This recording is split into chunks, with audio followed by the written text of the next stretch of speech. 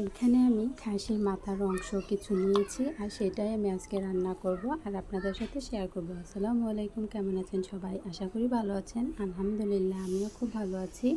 খাসির মাথার অংশটুকু কিন্তু আগে থেকে সিদ্ধ ছিল আর এখানে আমি রান্নার জন্য সব ধরনের বাটা মশলা, গুঁড়া মশলা, পেঁয়াজ, রসুন আর কাঁচামরিচ এগুলো নিয়েছি। এখন আমি এগুলো রান্নার জন্য একটি কড়াই নিয়ে নিব।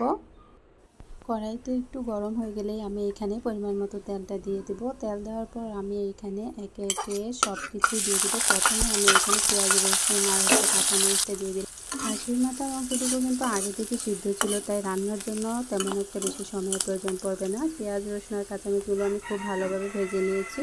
আর যেহেতু ঝাল করে রান্না করব তার জন্য আমি এখানে মরিচের গুঁড়ার পরিমাণটা বেশি দিয়েছি। তারপর হলুদের গুঁড়া, ধনিয়া গুঁড়া মশলাগুলো দেওয়ার পর আমি এখানে বাটা মশলাগুলো দিয়ে দিলাম। বাটা মশলা মাংসতে যা যা ব্যবহার করা আমি সেগুলোই সব দিয়েছি। তারপর অল্প একটু পানি দিয়ে আমি এখন মশলাটা খুব ভালোভাবে কষিয়ে নিব। খাসির মাথা মাংসটুকু কিন্তু এক একজন এক একভাবে রান্না করে থাকে। আমি ঠিক আমার মতো করে এরকমটা করেই রান্না করছি। আপনারা চাইলে কিন্তু এইভাবে একবার হলো বাসায় ট্রাই করে দেখতে পারেন। মশলাটা ভালোভাবে কষানোর পর আমি এখানে মাংসের অংশটুকুগুলো আমি দিয়ে দিলাম। তারপর আমি আবারও একটু নেড়ে চেড়ে মশলাটার সাথে খুব ভালোভাবে কষিয়ে নিব। খাসির মাথার মাংসের তুলনায় কিন্তু হাড্ডির পরিমাণটাই বেশি, তাই এগুলো খেতেও কিন্তু অনেক মজাদার। যদি খুব ভালোভাবে সিদ্ধ হয় তাহলে কিন্তু খেতে আরও বেশি ভালো লাগে। ভালোভাবে আমি এখন কষিয়ে নিব। আর এই তো খুব ভালোভাবে কষানো আমার হয়ে গিয়েছে। আমি আবারও একটু পানি দিয়ে দিব।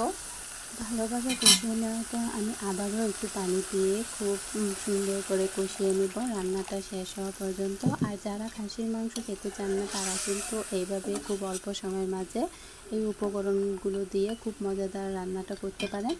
রান্নাটা আমার প্রায় অর্ধেক হয়ে এসেছে। আর রান্নাটা কিন্তু একদমই যেহেতু সহজ আর বাড়তি কোনো ঝামেলার প্রয়োজন পড়ে না, মাংসও সিদ্ধ হতে বেশি সময় লাগে না, তার জন্য কিন্তু একদমই সহজ রেসিপি এটা।